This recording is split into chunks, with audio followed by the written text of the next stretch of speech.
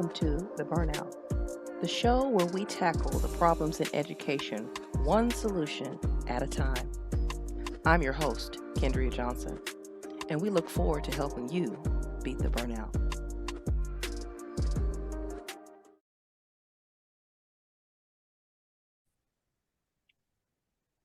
And welcome to another episode of The Burnout. I am your host, Ms. Kendria Johnson, and I am your teacher coach. I make good teachers great by bringing them out of burnout back into a balanced life.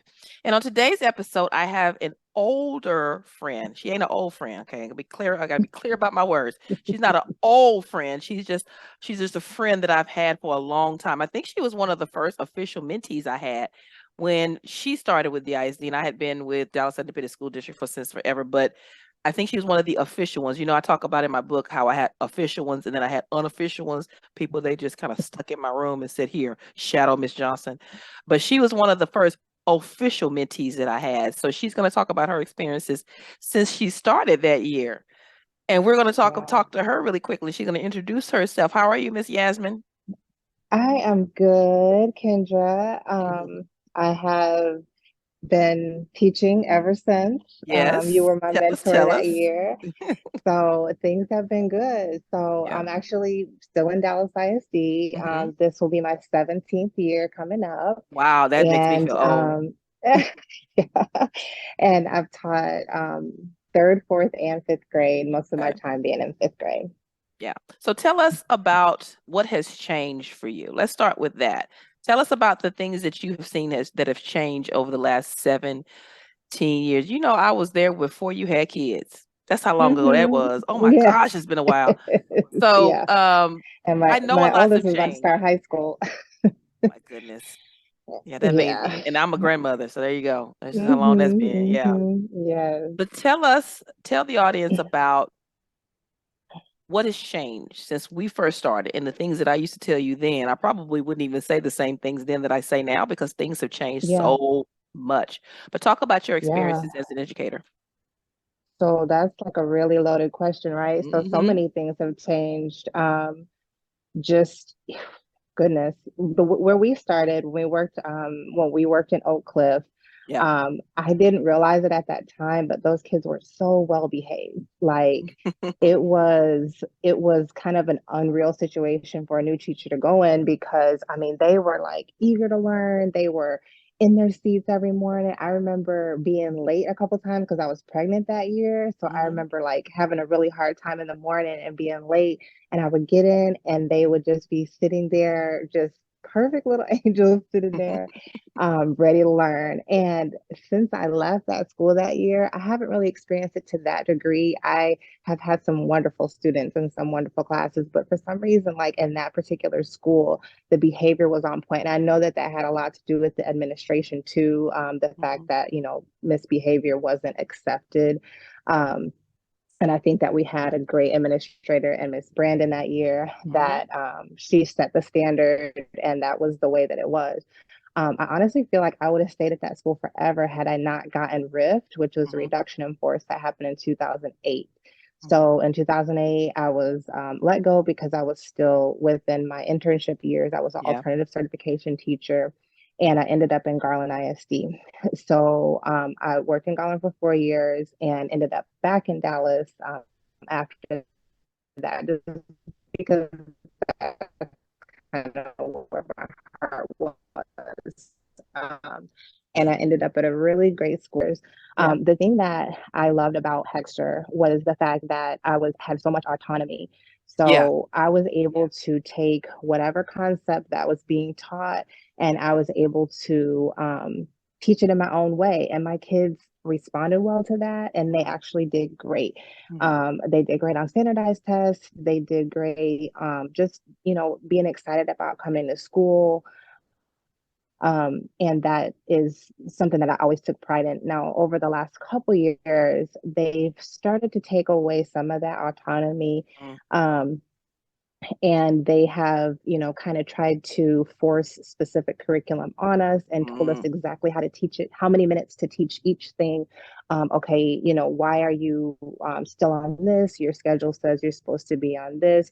Um, and fortunately, because I was a veteran teacher teacher, I didn't get too much of that, but I know that at a lot of schools in Dallas ISD, if they didn't stick to the script, then they would be in trouble if somebody walked in their room and they didn't stick to the script.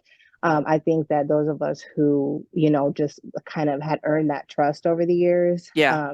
they, they knew that with the end goal in mind, she's going to get us the scores that we expect. So if this is the way she wants to teach it, if it's out of order, whatever it is, it's going to get done. So I was able to, kind of keep some of that autonomy for a long time. But actually this year, it's pretty much being completely taken away because they have given us this whole new curriculum that every single teacher in the district has to use, and it's down to the minute, like literally down to the minute. And I am very nervous, and they knew I was going to feel a certain way about it because I'm I'm almost just positive you're not a not the only traditional person. teacher. Yeah, I Oh, I'm guarantee not. you're not the only I'm teacher not. that feels that way about it, Yeah, especially if you've been teaching over I'm 10 not. years. So Yeah. you've So, already kind of gone into the second part of my question, which was, okay. what do you think one of the biggest issues is? And you keep mentioning Yeah. autonomy and how we have, veteran teachers. I used to have a little bit of leeway as being, Yeah. 15, 20-year veteran. But Mhm. what do you think is the biggest problem in education? Not just DISD or not just in Yeah. Texas, like as Yeah. a whole. You've already mentioned some behavior issues. What do you think is one of the big Right. ones? I know it's a loaded question, but if you had to pick Yeah. one of the major Yeah. issues, what do you think it is? I think that the major issue is that there's not enough people majoring in education and going into education. And once they get into education, they only stay for 5 years at most. Yep.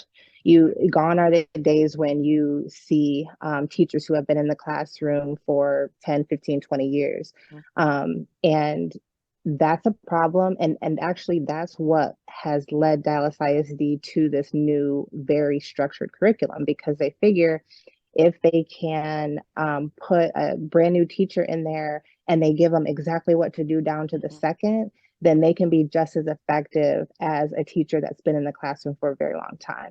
And so I think that that is the driving force behind all of it. We have to figure out how to keep teachers in the profession so that they can get those years of experience, and so that they can use their own expertise to teach these kids, so that it doesn't have to be so scripted and it doesn't have to be so structured. So that's what I really think the problem is. And actually, I'm back in school now to study in higher education, because my goal within maybe the next 10 years or so is to work at a university in the education department and really try to prepare teachers for what they're going to experience once they get into the classroom, because I really do think that they don't come in realizing what they're going to get. And so once once their bubble is burst, they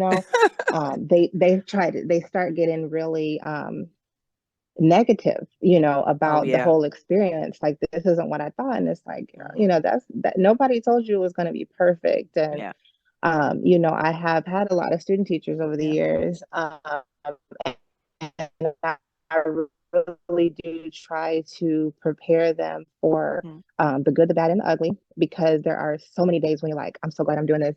I would never want to do anything else. This is so rewarding. There's those, but that's not most of your days. Most of your days are going to be you're just scraping by, and then you get home with nothing left in the tank. So that's most of your days. Because I mean, you really have to love it. Like a lot of jobs like Has this, to you be in your really have to love it to soul. continue. It has to. Now, I want It my has to be audience what you really want to do, because I want my audience to notice something here. That what has happened. The mentee has become the mentor. You have graduated to the job that I used to do, and I loved it at first, but then I got really frustrated for the exact same reason that you did. Like, they didn't want to listen to me. The people that they would assign to me, they weren't listening. And I was trying to say, oh, you need to stop doing that. I would try to give them advice about what to do and what not to do. And you know me, I'm really straight to the point. I don't have time to be. And so, and that would rub people the wrong way. But at the end, I was right. I was right. So I love how you said that, you're going into a program now where you're going to be helping give them the real deal. You probably should give them a copy of your book, because that is the exact advice I would give anybody who is just starting about work-life balance and about Yeah. how to not to give too much of yourself away. You know, you can still be a great Hmm. teacher and not have to give your soul away. Yeah. If you could erase something, or if you could change something or fix something with the world of education, what would it Hmm. be? I just feel like if teachers were put in a position where they felt more valued, Ugh. and they felt more respected, Yeah. like a lot of these other professions. And Hmm.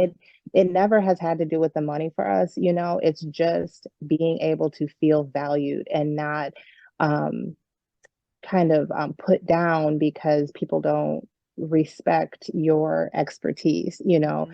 And I unfortunately I haven't had a whole lot of problems with parents, but Hmm. I know a lot of teachers who have, and I know a lot of teachers who have left the profession because Hmm. they just can't deal with the problems from parents. Because a lot of times parents will really break you down, Hmm. really degrade you, especially if they feel like they're more knowledgeable than you, or their profession gives them more expertise, or whatever the case might be.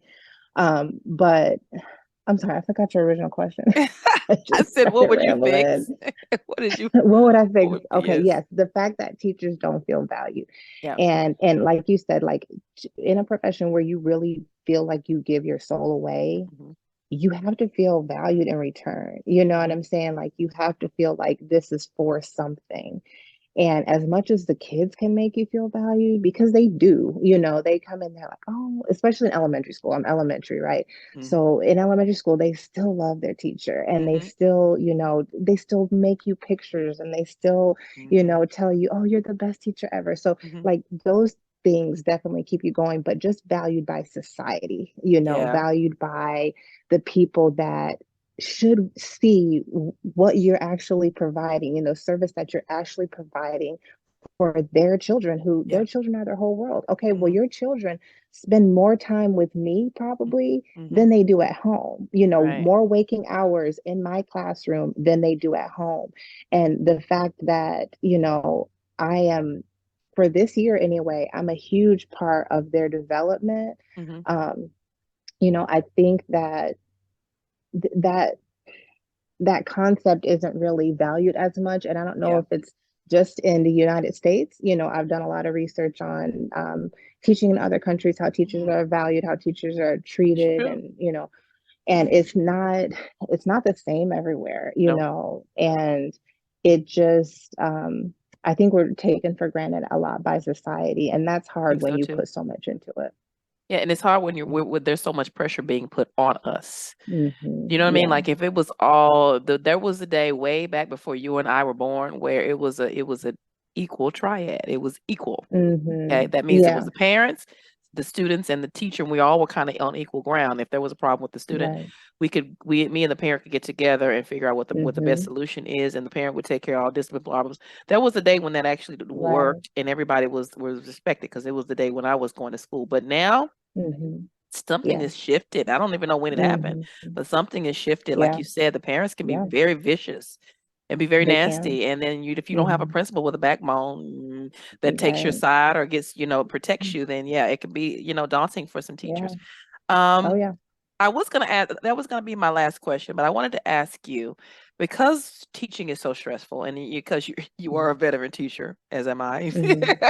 Hmm. Now, when those days come, let's say I'm your Yeah. mentee, I'm one of the people that's coming in, and you're trying to Hmm. talk to me about when those rough days, and we all have them. We all have them. You don't have to Hmm. be in education to have a bad day, but when those bad Right. days come, what is your advice to those teachers, and what do you do to decompress? What do you do personally, and then what do you tell other people to do to combat the stress?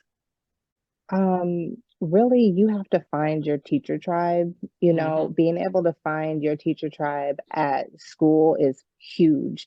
Yeah. Because if you don't have those people to talk to that share the same experiences as Hmm. you, then you do feel very alone. Like I can, talk to other people outside the profession, but if you don't know what, the history of what I've been dealing with little Johnny or whoever, then we can't relate really. You can Yeah. listen, but you can't really commiserate with me. So Yeah. I feel like having your people is very important. And I'm very fortunate that my team, we've been together for 10 years, like the three of us, fifth grade teachers at my school. And that is unheard of, So we know each other backward and forward. I can always vent to them and know that it's not going to go anywhere else, Right. besides us. And that really, I mean no harm. Like, I need to get it out at this moment so that I can move on and continue. But if you don't have people, then that's going to be hard. And at my last school, when I was in, before I came back to Dallas, I didn't feel that as much. I had maybe one or two people, but it wasn't, I didn't feel surrounded by that love and support. And really, that's what's kept me where I am for all these years, is because I'm actually happy. Like, you have to find your school, you have to find your team, you have to find somewhere where you're actually happy, because you can't fake that, and you can't force it. You know what I'm saying? So I have to be able to look forward to going to school, even if it's just like, oh, I know that I'm gonna eat lunch with my team today, and I have this really funny story I want to tell them. Like, it has to be something that gets you through, each day. And most of the time, yes, it is the kids, but we're adults and we also need each other. So I think that being able to find your school and your tribe is so important. And if you're somewhere and that's not the feeling you get, then maybe that's not where you need to be. And it's so easy for teachers to go, to move go around to different schools, especially now, because there's a teacher shortage. So I could go to any campus pretty much and say, hey, I want to work here, and it's very easy to get hired. But being able to be somewhere and feel comfortable and feel happy, that I feel like is the most important part of being able to handle that stress. Just the fact that you're walking into a happy place every day. Happy teachers. I said happy teachers make happy students. Happy students make happy grades. Happy grades make happy parents. It all trickles down. Administrators. Yeah. Happy everything. It makes happy everything, but it's our responsibility. It's our job to make sure that community is there, and to seek it out. Is no man is an island. No man is an island. So all very good advice. You were going to be great. You're sure you probably already are, but you're going to be great teaching these classes and teaching these teachers how to, balance this thing. So that's going to do it for us today. Do you have any closing remarks? Do you have anything you want to share? Is there anything coming up? Do you have anything you want, any events you want to talk about? Well, okay. So one thing, and you were part of this because you were there my first climb to Kilimanjaro, right? So I have a page called The Trekking Teacher, and I had to find a passion outside of teaching, and that was the whole thing. I had to find something that I was passionate about that didn't have to do with being in a classroom. So I started climbing. So I climbed Kilimanjaro, I climbed the Andes, and in a couple weeks I'm climbing the Alps. So Switzerland, whoop whoop. It's Switzerland, here I go. So I'm going to my last piece of advice to anyone is to find something that's like a passion project as well, because as teachers we have our summers off, so whether that is you're doing something like climbing or whatever it is, find something that you are passionate about outside the classroom, and something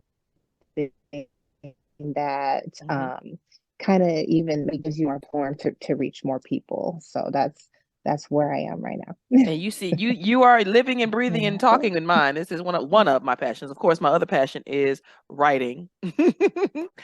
A famous plug. Yeah. Oh yeah. Yes, absolutely. But yes, so I enjoyed our conversation, Miss.